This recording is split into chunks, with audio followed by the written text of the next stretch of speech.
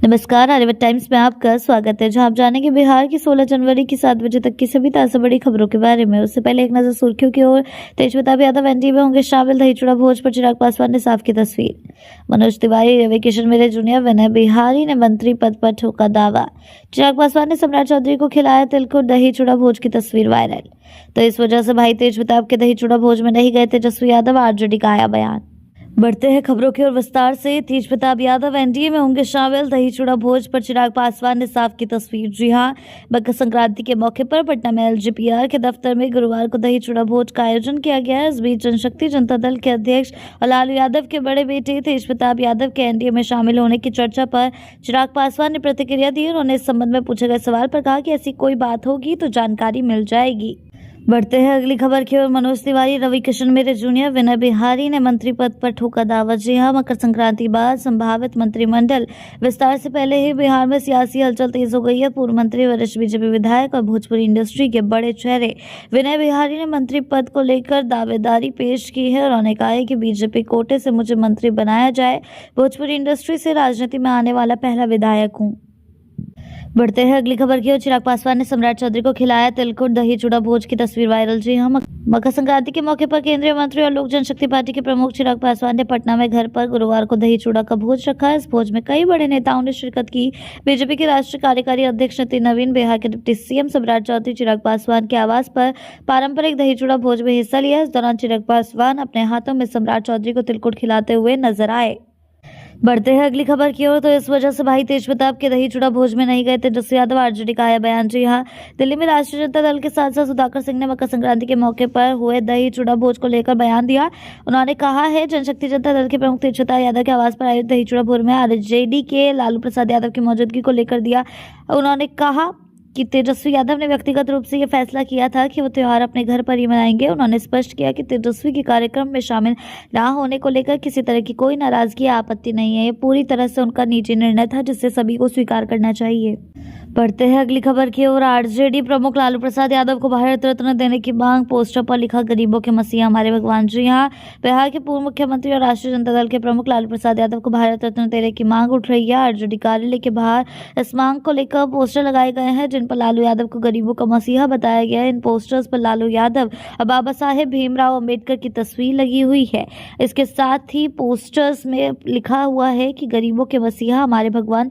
भारत सरकार से अपने आदरणीय नेता के लिए एक मांग, लालू प्रसाद यादव को भारत रत्न से सम्मानित किया जाए। बताया जा रहा है कि ये पोस्टर आरजेडी अनुसूचित जाति मोर्चा के प्रदेश सचिव साजिंद्र रजक द्वारा लगाए गए हैं। बढ़ते हैं अगली खबर की ओर। दही चूड़ा भोज में पिता बेटे की मुलाकात ने कर दिया भावुक, खुद तेजप्रताप हो गए इमोशनल। जी हां, आपको बता दें, मकर संक्रांति के मौके पर जनशक्ति जनता दल के आवास पर राष्ट्रीय अध्यक्ष तेजप्रताप यादव ने अपने आवास पर पारंपरिक दही चूड़ा भोज का आयोजन किया। इस मौके पर उनके पिता और बिहार के पूर्व मुख्यमंत्री लालू यादव भी शामिल हुए। लंबे समय बाद पिता पुत्र की मुलाकात को लेकर यह कार्यक्रम पूरे दिन चर्चा में रहा।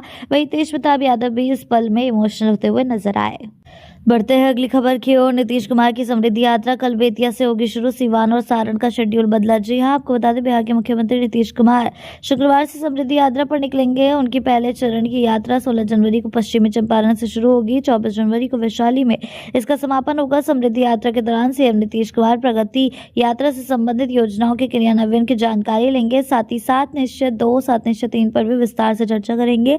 यात्रा शुरू होने से पहले इसके शेड्यूल में अंशिका बदलाव किया गया है।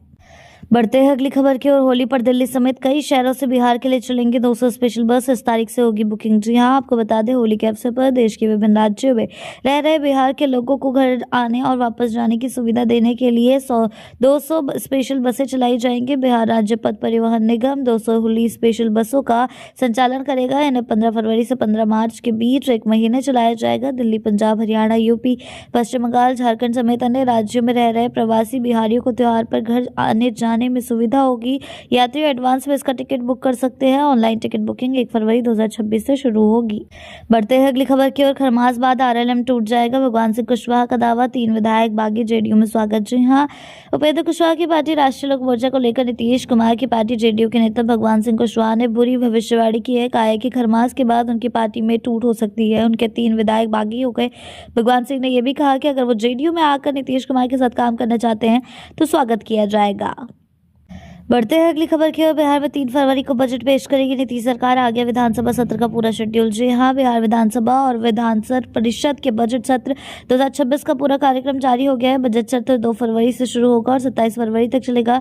इस दौरान नीतीश सरकार द्वारा सदन में आगामी वित्तीय वर्ष का बजट भी पेश किया जाएगा। वित्त मंत्री विजेंद्र प्रसाद यादव मंगलवार 3 फरवरी को विधानसभा में बजट भाषण पढ़ेंगे। राज्य में नीतीश कुमार के नेतृत्व में गठित नई सरकार का यह पहला पूर्णकालिक बजट होगा। बिहार की ऐसी ताजा बड़ी खबरों के लिए जुड़े रहे आर्यभट्ट टाइम्स के साथ ही चैनल को सब्सक्राइब करना ना भूलें और हमारी फेसबुक और वेबसाइट के साथ भी जरूर जुड़ें। ऐसी ही अपडेट्स के लिए जुड़े रहें आर्यभट्ट टाइम्स के साथ ही चैनल को सब्सक्राइब करना ना भूलें और हमारी फेसबुक और वेबसाइट के साथ भी जरूर जुड़ें।